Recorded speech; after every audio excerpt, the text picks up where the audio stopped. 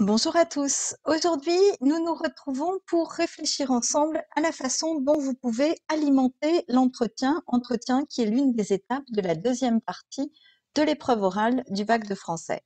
Et nous nous intéressons plus particulièrement à la façon dont vous pouvez alimenter cet entretien si vous avez choisi Incendie de Mouawad. Bien évidemment, la première chose à faire, c'est de maîtriser et de bien maîtriser Incendie de Mouawad. Ensuite, je vous donne quelques conseils pour réussir encore mieux cet entretien. Première chose que je vous conseille, c'est d'aller sur le site de France Culture et d'écouter tout d'abord l'adaptation radiophonique de la pièce, dont je vous avais déjà fourni le lien. Si vous l'avez perdu, rien de bien grave, il suffit de taper dans n'importe quel moteur de recherche France Culture, fiction, incendie, Mouawad. Deuxième chose que je vous conseille d'aller consulter toujours sur le site de France Culture, c'est un entretien entre Mouawad et Arnaud Laporte, dans lequel le dramaturge revient sur ses influences et notamment sur toutes les pièces antiques qu'il a lues et qui l'ont inspiré. Je vous conseille bien sûr de regarder une mise en scène filmée de l'œuvre et vous avez en particulier sur le site théâtrecontemporain.net des extraits d'une mise en scène de Stanislas Nordet et à partir de ces extraits de vous poser la question des choix qu'a fait le metteur en scène. Est-ce qu'ils correspondent ou non aux choix que vous auriez faits? En quoi est-ce que ces choix mettent en valeur ceci ou bien cela? Dernier conseil pour mieux découvrir la pièce et son auteur, c'est d'aller évidemment regarder l'adaptation cinématographique par Denis Villeneuve. Et là encore, il s'agit de vous poser la question des choix qui ont été faits par Denis Villeneuve. En quoi est-ce que ces choix mettent en valeur certains aspects de la pièce et au contraire en gomment d'autres? Et puis, en quoi est-ce que ces choix correspondent ou non à ce que vous auriez fait de votre côté? Pour pouvoir parler d'Incendie de Mouawad, il est bon également de continuer à lire du théâtre de Mouawad.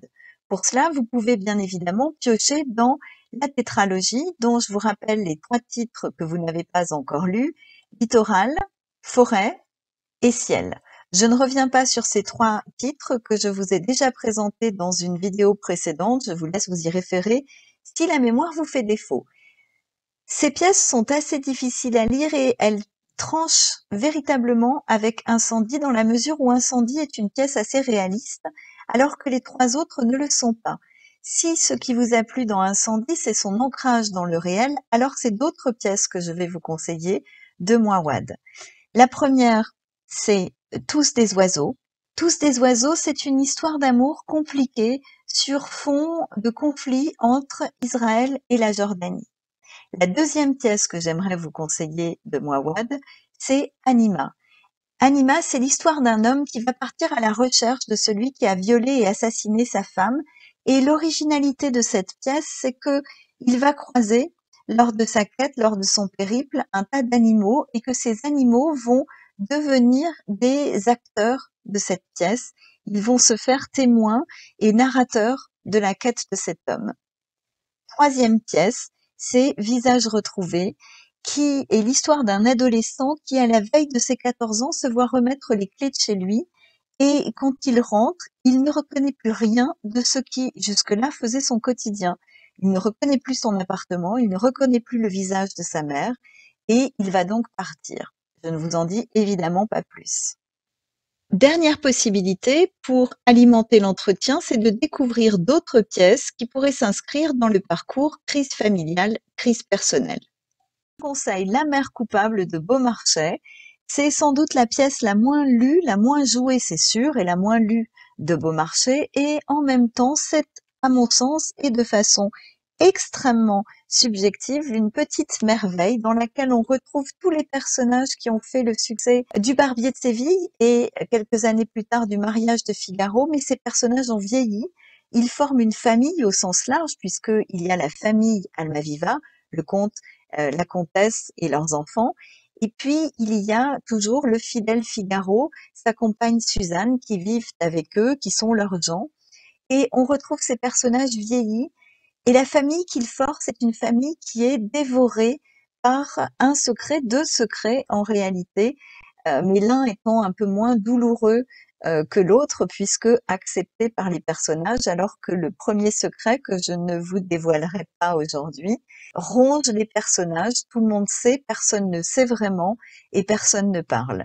Deuxième pièce que je vous conseille, Le Malentendu d'Albert Camus. Le Malentendu, c'est l'histoire d'un homme qui décide, après avoir réussi dans la vie, de renouer avec sa famille qu'il n'a pas vue depuis fort longtemps. Il va revenir dans son village natal. Il va même séjourner dans l'auberge qui est tenue par sa mère et sa sœur, mais il ignore, au moment où il s'y rend, que ces deux femmes ont décidé de sortir de leurs conditions modestes et que pour ce faire, elles ont mis au point une façon de procéder fort discutable qui consiste à assassiner tous ceux qui descendent dans l'auberge en question. Il ne le sait pas, elles ne savent pas qui il est et il va être victime de ces deux meurtrières. Dernière pièce que je vous conseille, Le Voyageur sans bagages d'Anouilh. Anouilh, vous le connaissez parce que vous avez lu sans doute au collège Antigone, la version qu'il a réalisée de la pièce antique.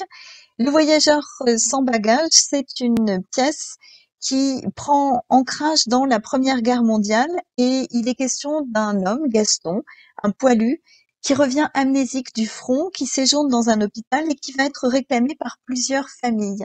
Et toutes les familles vont le rencontrer, le fréquenter, et très vite il va se rendre compte, ce Gaston, qu'il est un Renaud. Renaud, c'est le nom donc de la famille d'origine, la famille originelle de ces personnages, mais il va découvrir ce personnage en fréquentant les membres de la famille Renaud, qu'il a été un homme si mauvais qu'il refuse d'endosser à nouveau cette peau-là. Et il va finalement se réclamer d'une autre famille, prétendre reconnaître d'autres parents qui lui permettent d'oublier le passé et l'homme qu'il a été. J'en ai terminé avec les conseils que je tenais à vous donner. Vous voilà équipé, armé pour l'entretien de la deuxième partie de l'épreuve orale de l'EAF. Il ne vous reste qu'à faire, il ne vous reste qu'à lire et il ne me reste qu'à vous souhaiter une excellente journée.